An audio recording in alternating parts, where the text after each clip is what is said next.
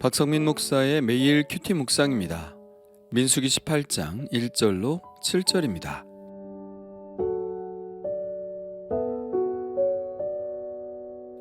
여호와께서 아론에게 이르시되 너와 내 아들들과 내 조상의 가문은 성소에 대한 죄를 함께 담당할 것이요 너와 내 아들들은 너희의 제사장 직분에 대한 죄를 함께 담당할 것이니라.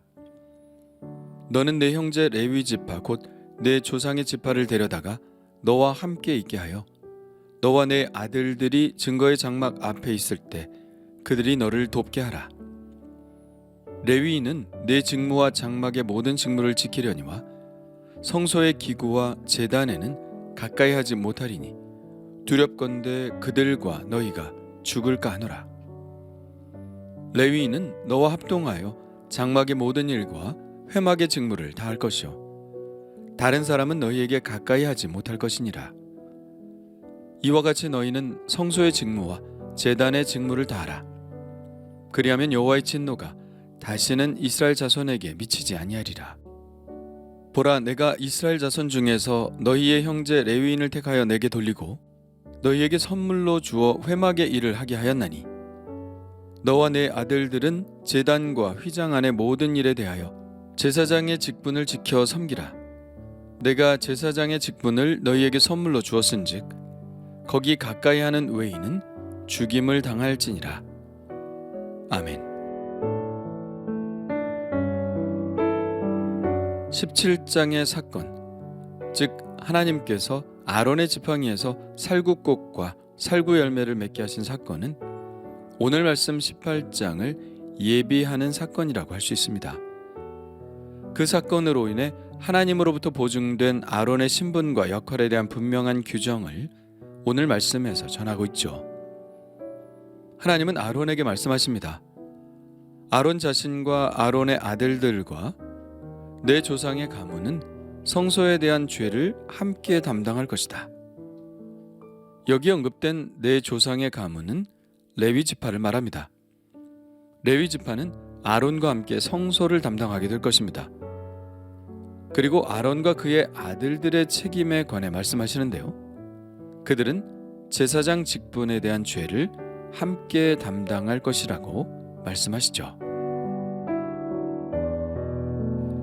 그런데 그저 담당한다고 말씀하시지 않고 레위인들은 성소에 대한 죄를 함께 담당할 것이라고 하시고 제사장들은 제사장 직분에 대한 죄를 담당할 것이라고 말씀하십니다. 이게 무슨 말씀일까요? 이들의 책임의 막중함을 이야기하는 것일까요? 예, 그렇습니다. 그러나 동시에 이 일에는 위험도 동반한 일이라는 것을 분명히 하고 계시죠. 그들이 담당하게 될 성소의 일이란 하나님의 거룩하심과 어떠한 방식으로든 접촉해야 하는 일이기 때문에 그들이 행여 하나님의 정하신 율례를 따라 행하지 않으면 죽임을 당할 수도 있다는 말씀입니다. 이 말씀이 단지 신중하라는 말씀의 과장된 표현이 아니라는 것은 누구보다도 아론이 잘 알 것입니다. 이미 하나님의 말씀대로 직임을 감당하지 않은 그의 두 아들 나답과 아비후는 분향하다가 하나님께로부터 나오는 불로 죽임을 당했기 때문입니다. 그들이 잘못을 범했을 때 그들은 스스로 자신의 죄를 담당해야 하는 직임에 있다는 것을 분명히 보여주는 사건인 것이죠. 오늘 말씀에서는 제사장의 일과 레위인의 일을 분명하게 구분짓고 있는데요. 하나님으로서는 반드시 그러실 필요가 있으셨을 것입니다. 제사장과 레위인은 같이 성막이라는 공간 안에 있기 때문에 자칫 잘못하면 이들의 직임이 서로 교차할 수 있는 우려가 있기 때문입니다. 아론이 바쁘다고 레위인에게 자기가 해야 할 일을 시킨다든지 레위인들이 해야 할 일을 사람이 없다고 해서 제사장이 그 일을 한다든지 하면 하나님의 거룩을 해치는 일이 분명히 발생될 것이기 때문입니다. 이런 일이 일어날 것에 대한 징후는 이미 고라의 반역을 통해서 일어났죠. 레위인인 고라가 생각하기에 제사장이 하는 일을 볼 때 자기들도 충분히 할 수 있는 일이라고 생각했을 것입니다. 그런 생각을 하다 보면 제사장이 하는 일을 침범하게 될 가능성도 있죠. 그래서 이번 고라 사건을 통해서 하나님은 다시 한번 제사장과 레위인을 분명하게 구분하고 그들의 사역 또한 분명히 규정함으로 하나님의 거룩을 해치는 일을 하지 않도록 하기를 원하셨던 것입니다. 레위인의 거룩의 정도와 제사장의 거룩의 정도는 분명히 다른데요. 실제로 제사장들의 성별의식과 레위인의 성별의식을 보아도 완전히 다름을 알 수 있습니다. 아론과 그의 아들들의 제사장 위임식은 레위기 8장에 나오는데요. 굉장히 복잡한 위임식 절차에 따라 이루어지죠. 속죄제물, 번제물, 화목제물, 또 소제물을 드릴 뿐만 아니라 피 뿌리는 의식도 하고 관유도 바르죠. 그리고 무려 7일에 걸쳐 이 일이 이루어집니다. 그러나 민수기 8장에 나오는 레위인의 성별의식은 제사장에 비해 매우 간단하죠. 몸을 씻어 정결하게 하고 제물도 드립니다. 그러나 안수는 이스라엘 백성들이 하죠. 레위인들이 이스라엘의 장자들을 대신하기 때문입니다. 그리고 단 1회로 그들의 정결의식은 끝이 나죠. 사실 레위인이나 아론의 자손 제사장은 똑같은 사람입니다. 다를 것이 없는 죄인입니다. 인간적으로 생각하면 고라의 말이 맞죠. 인간적으로 고라가 아론보다 더 잘났을 수도 있습니다. 그런데 하나님께는 그게 문제가 아니죠. 사람이 의로우면 얼마나 더 의롭고 잘났으면 얼마나 더 잘났나요? 제사장이나 레위인이나 자손들로 계속 이어지는 사역이기 때문에 여기에서 중요한 것은 개인의 능력이 아닙니다. 하나님께서 그들을 어떻게 쓰시느냐의 문제죠. 그리고 그 쓰임에 합당하게 그들을 정결하게 하시는 것이고요. 제사장은 좀 더 하나님과 가까이 하게 하기 위해 좀 더 거룩하게 만드시는 것이고, 레위인은 하나님과 약간의 거리를 두고 사용하시기 위해 그 정도의 수준으로 그들을 거룩하게 하시는 것입니다. 이것은 하나님의 선택의 문제인 것이죠. 그래서 레위인과 제사장의 역할은 어떻게 다를까요? 3절은 이렇게 말합니다.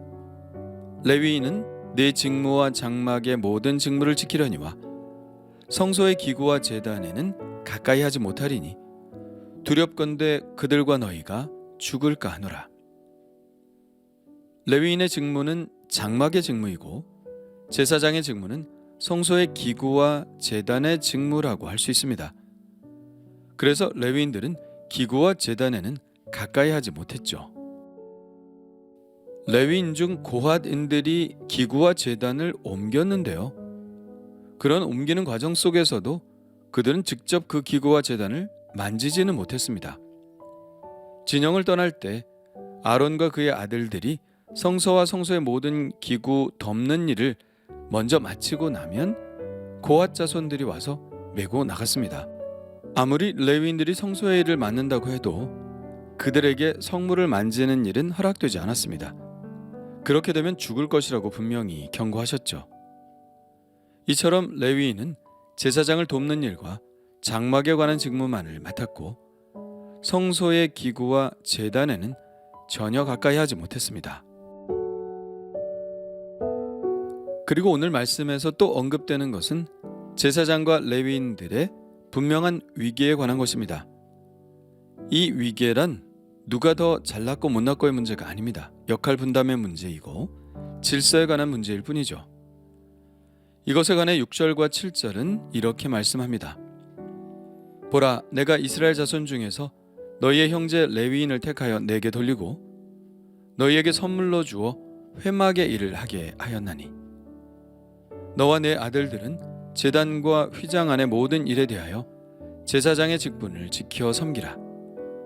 내가 제사장의 직분을 너희에게 선물로 주었은즉 거기 가까이 하는 외인은 죽임을 당할지니라. 여기서는 레위인을 제사장들에게 선물로 주어 회막의 일을 하게 하였다고 말씀합니다. 회막의 일을 아론과 그의 아들들이 다 감당할 수 없으니 하나님께서 이스라엘의 모든 장자를 대신하여 레위인을 택하시고 그 레위인들로 하여금 제사장의 사역을 돕도록 하셨다는 것입니다. 그러니 레위인들은 제사장들의 지시하심을 따라야 하는 위치에 있고 제사장들은 레위인들을 주관하는 위치에 있는 것이 당연하다고 하겠죠. 7절에도 선물이라는 말이 나오죠. 하나님이 제사장의 직분을 아론과 그의 아들들에게 선물로 주셨다고 하십니다. 선물이라는 것은 사실 받는 사람이 이래라 저래라 할 수 있는 것이 아닙니다. 주는 사람의 전적인 마음에 달린 것이죠. 그리고 선물은 감사함으로 받는 것입니다. 제사장의 직분도 그렇고 레위인의 직분도 마찬가지입니다. 하나님의 선물입니다. 선물이기 때문에 주시는 이의 마음에 달려 있는 것이고 받는 이들은 감사하게 받아야 할 것입니다. 하나님은 선물로 레위인을 선택하셨습니다. 레위인들로서도 큰 영광이죠. 그리고 이 레위인이라는 귀한 선물을 제사장들이 받게 되었습니다. 그러니 그저 감사할 뿐이죠. 레위인들의 직분도 귀하고 제사장들의 직분도 귀합니다. 우리가 믿고 의지하는 완전하신 하나님의 생각 속에서 나온 것이기 때문입니다. 이것을 우리는 소명이라고 말하죠. 소명은 나와 타인을 비교하는 것이 아닙니다. 오직 하나님과 나와의 관계 속에서 규정되는 것이죠. 남들은 비웃는 일이어도 하나님과 나와의 관계에서 정해진 소명이라면 나에게는 한없이 귀한 일입니다. 남들이 하찮게 여겨도 내가 믿는 하나님이 나를 택하셔서 시키신 일이라면 그것은 나의 인생에는 더할 나위 없이 가치 있는 일입니다. 그러므로 나에게 주어진 일이 하나님이 선택하신 선물의 일이라면 우리는 그 일을 소명의식을 가지고 기쁨으로 감당해야 할 것입니다. 하나님은 완전하시고 실수가 없으신 분이니까요. 오늘도 이 하나님의 완전하심을 따라 하나님께서 시키신 소명의 길을 기쁘게 걷기를 원합니다. 주님 감사합니다. 고라의 일로 자칫 실수할 뻔한 이스라엘에게 귀한 교훈을 주시고 또 이렇게 분명하게 자신들의 역할에 대해 알려주신 하나님의 세심함에 감탄하게 됩니다. 우리도 가끔 소명의 삶을 살아간다고 하면서도 남들과 비교할 때가 있고 불만을 가질 때도 있습니다. 그러나 오늘 말씀을 통하여 하나님이 선택하신 일이고 하나님의 선물이라는 생각에 미치게 하시니 감사합니다. 하나님이 주신 소명의 삶을 선물로 받아들이고 기쁘게 감당할 수 있게 하옵소서. 오직 하나님의 쓰심에 합당한 삶이 되기를 원하오며 예수님의 이름으로 기도합니다. 아멘.